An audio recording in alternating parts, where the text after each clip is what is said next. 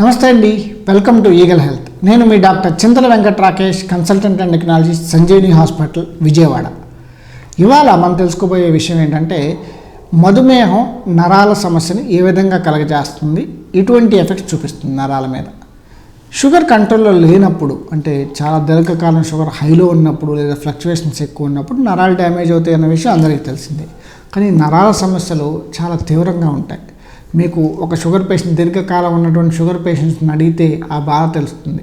Sir, నేను అసలు పడుకోలేకపోతున్నాను, నరాలంతా కింద లాగుతున్నాయి, సలపరం పోట్లు ఉంటున్నాయి, సూర్యులతో గుచ్చినట్టు ఉంటుంది, బగబగా మండుతున్నట్టు ఉంటుంది, చెప్పులు వేసుకుంటుంటే ఆ చెప్పులు వేసుకున్న విషయమో తెలియట్లా, జారిపోతున్నాయి, పుండు పడిన విషయమో తెలియట్లా, ఒకవేళ ఏమన్నా నాకేమైనా దెబ్బ తగిలిద్దామని చర్మం బాగా హైపర్ సెన్సిటివ్ అయిపోయింది, కింద కాలు పెట్టాలంటే భయంగా ఉంటుంది, ఆ కాలు తీసేస్తే బాగుండన్నట్టుంది, అంత సలపరం పోట్లు వస్తున్నాయి, ఒళ్ళంతా నొప్పులు అని చెప్తూ ఉంటారు. సో ఈ నరాల సమస్య ఏంటి అంటే షుగర్ దీర్ఘకాలం కంట్రోల్ అయినప్పుడు వచ్చేటటువంటిది.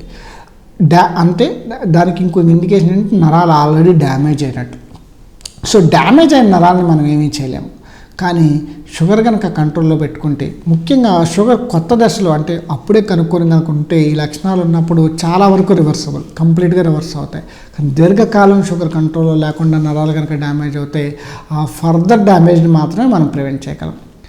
దీనికి ముఖ్యంగా ఈ నరాల సమస్య ఉన్నప్పుడు కూడా కాళ్ళ నరాలలో మొదలై తర్వాత చేతుల నరాలకు స్టార్ట్ అవుతాయి, తర్వాత ఆటోనామిక్ న్యూరోపతి గుండె నరాలకి స్ప్రెడ్ అవుతుంది, వెన్నుపూస నరాలకి స్ప్రెడ్ అవుతుంది. ఈ గుండె నరాలకు కనుక ఎఫెక్ట్ అయినట్లయితే ఇందాక మనం అనుకున్నట్టు సైలెంట్ హార్ట్ అటాక్స్, అంటే హార్ట్ అటాక్ వచ్చినప్పుడు ఆ నొప్పి కూడా తెలియదు, so all of a sudden నిద్రలో చనిపోవడం జరుగుతుంది. ఆటోనామిక్ న్యూరోపతి అంటే కింద ఆ నరాలు బాగా డ్యామేజ్ అయినప్పుడు మనం స్పర్శ క్యారీ చేసే నరాలు డ్యామేజ్ అవుతాయి, కండరాలు గట్టిపట్టడానికి లేదా కండరాలు కదల్చడానికి ఉపయోగించేటువంటి మోటార్ నర్వ్స్ అవి డ్యామేజ్ అవుతాయి, మన చెమట పోయటానికి కానీ జుట్టు వెంట్రుకలు రావడానికి కానీ దానికి సంబంధించిన ఆటోనామిక్ నర్వ్స్ అంటాం, అన్ని డ్యామేజ్, అన్ని రకాల నరాలు డ్యామేజ్ అవుతాయి.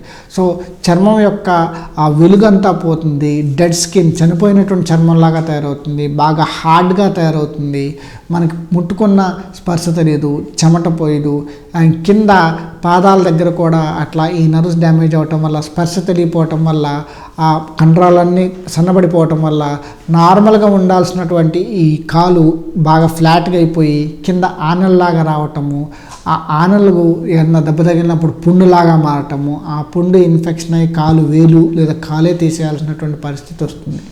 ఇది ఎందుకు ఇంపార్టెంట్ అంటే ఒక్కసారి కాలు వేలు కానీ కాలు కానీ తీసేసినట్లయితే వాళ్ళ యొక్క 5 సంవత్సరాల్లో చనిపోయేటటువంటి ఛాన్స్ చాలా రెట్టింపు అవుతుంది. ఎందుకంటే వీళ్ళలో హార్ట్ అటాక్ రిపీటెడ్గా వచ్చేటువంటి ఛాన్స్ చాలా ఎక్కువ ఉంటుంది. సో నరాల సమస్యని అంత తేలిగ్గా తీసుకోవద్దు. తరచుగా ఆ నరాల సమస్య ఉందా లేదా, పాదాలు ఏమైనా ఆనల్లాగా ఉన్నాయా లేదా, స్పర్శ తెలుస్తుందా లేదా, దానికి తగ్గటువంటి చెప్పులు మనం వేసుకుంటున్నామా లేదా, కింద ఎట్టి పరిస్థితుల్లోనూ చెప్పులు లేకుండా నడవద్దు. చెప్పులు వేసుకునేటప్పుడు కూడా డయాబెటిక్ ఫుట్వేర్ అంటాం అనమాట, దానికి కొన్ని కొలతలు ఉంటాయి, ఎటువంటి ఫుట్వేర్ వేయాలనేది, ఆ ఫుట్వేర్ మాత్రమే వేసుకోవటం మంచిది. నార్మల్గా మనం రొటీన్గా వేసేటటువంటి చెప్పులు వేసుకోకుండా ఉండటం మంచిది. అట్లనే బయట నడిచేటప్పుడు కంపల్సరీ చెప్పులు వేసుకొని, కుదిరితే షూస్ లాగా వేసుకొని నడవటమే మంచిది అనమాట. కాళ్ళ వేలు చెక్ చేసుకోవటం, పడుకునేటప్పుడు నిద్రపోయేటప్పుడు కాళ్ళు మొత్తం చెక్ చేసుకోవడం చాలా ముఖ్యం.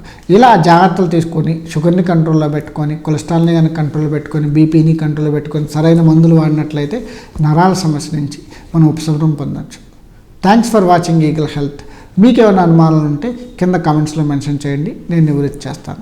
Like and subscribe Eagle Health and Beauty.